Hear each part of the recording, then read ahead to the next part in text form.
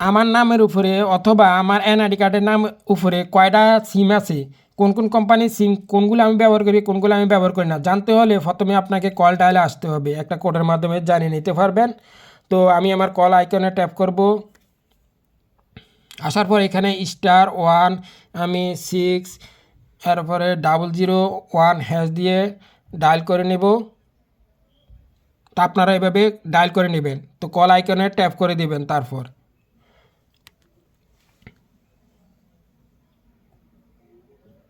তো ডায়াল করার পর আমাকে অন্য দাফে নিয়ে আসলো।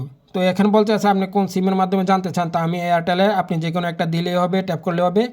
তো এটা এখন প্রসেসিং হচ্ছে।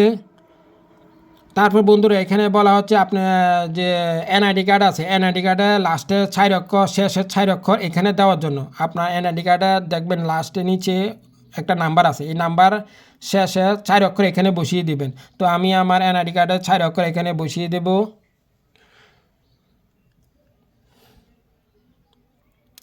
তো বসা হয়ে গেলে বন্ধুরা এখানে সেন্ড আছে, সেন্ডে ট্যাপ করে দিবেন।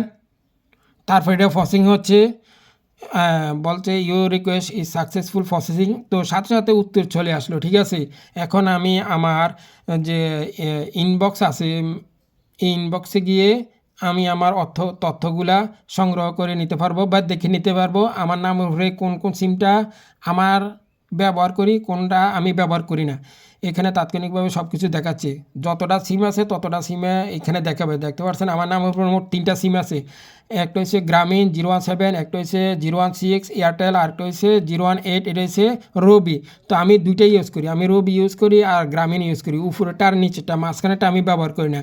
ওই যে কোনো এক সময় হয়তো আমি রবি সিম কিনতে গেছি, তারা আমার নামের উপরে আরও একটা সিম তুলে নিয়েছে, তারা হয়তো বাইরে বিক্রি করে দিয়েছে, এটা এখন বাইরে অন্য ব্যক্তি ব্যবহার করে। তো এটা হচ্ছে সমস্যা, আপনি বন্ধ করে দিতে হবে বা বাতিল করে দিতে হবে। আমি যেহেতু রবি অফিসে গেলে এয়ারটেলটা বন্ধ করে দিতে হবে, যেহেতু তারা একই অফিস, রবি আর এয়ারটেল একই অফিস। আপনি ওইখানে গিয়ে এটা বন্ধ করে দিতে পারবেন। যেটা আপনি চিনেন না, এটা আপনার অজানা নাম্বার, আপনার আইডি কার্ডে বা আপনার নামের উপরেই আছে। তো আপনি গ্রামীণ হলে গ্রামীণ অফিসে যেতে হবে, আর বাংলালিংক হলে বাংলালিংকের অফিসে যেতে হবে। তো এভাবে আপনারা বিস্তারিত জেনে নিতে পারেন সহজেই। আর ভিডিওটা ভালো লাগলে অন্যদেরকে দেখার জন্য সুযোগ করে দিবেন। ধন্যবাদ সবাইকে।